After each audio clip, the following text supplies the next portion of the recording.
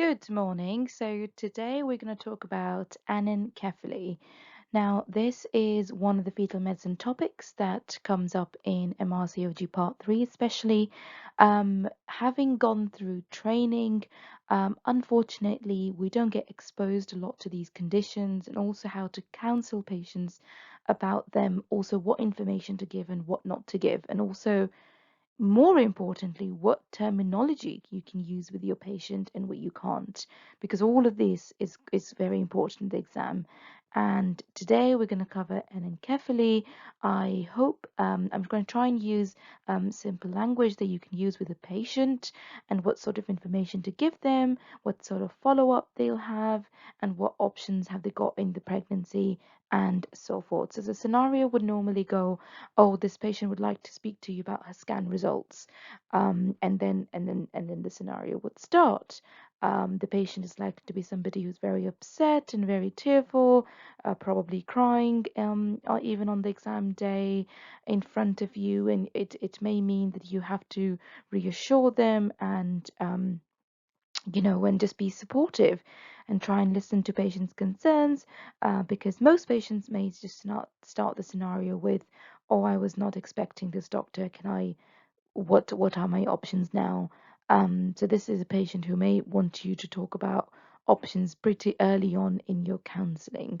You may also want to offer them some support with, for example, a partner, or offer them that they can bring in somebody, or have some tissues at hand, ready, as the patient is likely to be quite upset once they listen to this, um, to the diagnosis. So, anencephaly is a life-limiting condition. It's where the baby's brain and the spinal cord has not formed properly. Unfortunately, this means that large parts of the baby's brain and the skull are missing, and this is not compatible with life. Most babies will either be born stillborn, or they will die soon after uh, birth. In terms of causes, we don't exactly know what causes anencephaly, but it's definitely not caused by something um, that the patient has done or not done. It's quite important to give that reassurance to patients. It happens in about 5 babies out of every 10,000 babies.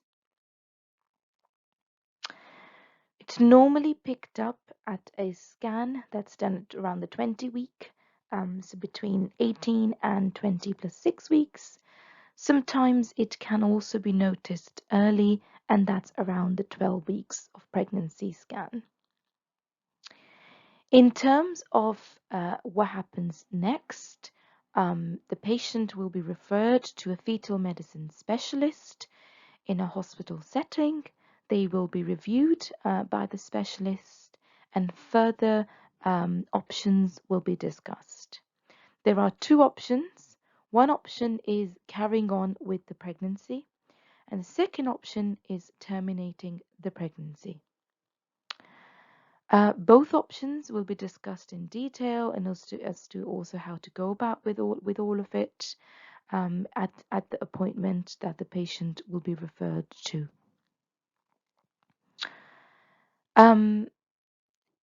If the patient wishes to carry on and the baby is birthed with signs of life, it's important for the patient to understand that there is no treatment for anencephaly. And although these babies may be born with some signs of life, they will die soon, shortly after birth. In terms of future pregnancies, there's a small chance that if you've had a baby with anencephaly, there's a 2% chance of having another baby with the same condition. So folic acid 5 milligram dose is recommended for anybody who has a pregnancy with anencephaly who then wishes to try for another pregnancy. So that's more than the usual dose um, of folic acid, the usual being just 400 micrograms. And that's to be started 3 months before conception, um, and up until 12 weeks of the pregnancy. Um, that's it in terms of the actual diagnosis and where to go next. So for your part three exams, this is likely to be the information that you will need to give out to your patients. You can use the exact words that I have used. You will hopefully not need to go in any more detail because you're not a fetal medicine specialist. But you will be given maybe a scan report and the patient wanting to discuss more. So you should be able to explain the diagnosis, what happens next in very simple terms, if there are any causes of any condition, of for example this particular one, and just signpost them to where they can seek further help. Now most units have got a specialist midwife that the patients can then speak to after the consultation. Most units you will have the specialist midwife sometimes sitting in with you, or they will the patient will see them when they are referred to the hospital. So that's a point of contact for the patients if they have any questions later on, or if they change their mind, or anything like that. And that's quite supportive, that the patients have that sort of contact. Hope you found this video useful, and if you did, then don't forget to hit the like button and subscribe to my channel if you haven't already.